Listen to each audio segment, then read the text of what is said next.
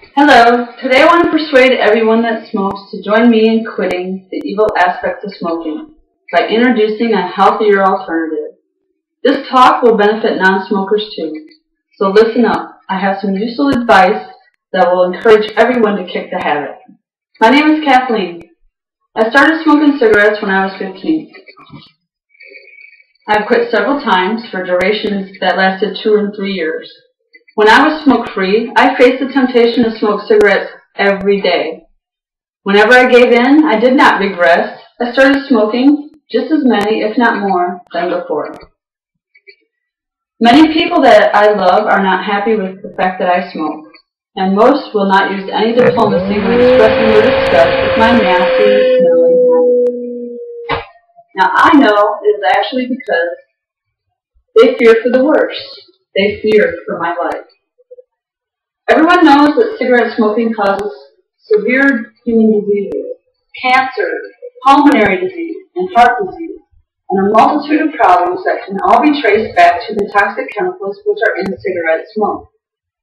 In my research for today, I found several articles that reinforce these facts, and if you wish to retrace my steps, I recommend you begin with an article in the AMU library called The Global Tobacco Epidemic.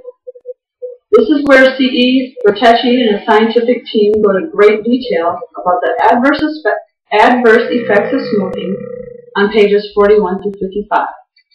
And if you wish for even more supporting information, select the related article hyperlink next until you've had enough to prove cigarette smoking is physically bad for you.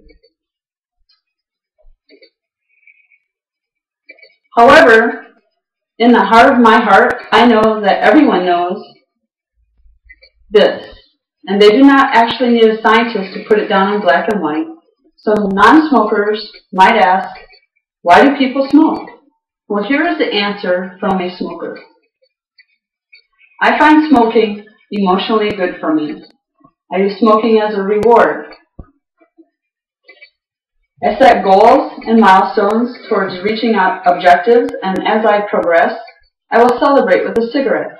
While enjoying this incentive, I am also rewarded with a social outlet at the smoking pit. I feel accepted by the other smokers, and we share stories and seek advice towards solving problems. And in this manner, smoking is psychologically good because it helps me cope. I believe that I am not actually addicted to nicotine because I have quit cold turkey in the past. I think I am actually addicted to the reward, social, and coping mechanism, the actual act of smoking itself. Now, a few nights ago, I was talking with my friend about the battle that I have with smoking, where the psychological aspects of it outweigh the physical risks. My friend recommended to me that I try electronic cigarettes. Now, I have seen these before, but I did not think they could substitute a real cigarette. But after looking over the articles where scientists evaluated the e-cig, I realized it is a very plausible answer to my addiction. This is an electronic cigarette. Mechanically, it is a vaporizer. A simple starter pack like this costs $40. You get a charger, a battery, and 2 smoke cartridges. The 2 smoke cartridges have about 300 puffs, which is advertised to equal 2 packs of cigarettes. After the cartridges expired, I can purchase a refill cartridge for about $5.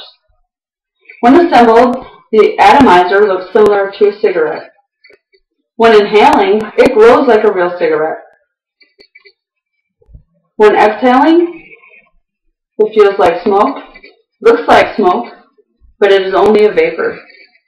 With an e-cig, you're free of ashes, stains, burns, smells. You can buy a cartridge that tastes like tobacco, which is laced with pure nicotine, but it does not have the nasty filler products like arsenic or fiberglass. And scientists have proven that the amounts of nicotine in a vapor and a gas vapor are so much less than with cigarettes that the concentrations of nicotine are physically insignificant to humans. Pharmacist J.H. Lauterbach and his team continues to explain the effects are no greater than caffeine in his article, 3 base tobacco products that are consumed by atomizers. This article can also be found on the AMU library. Another benefit of smoking electronic cigarettes is I don't have to stick to the tobacco flavor.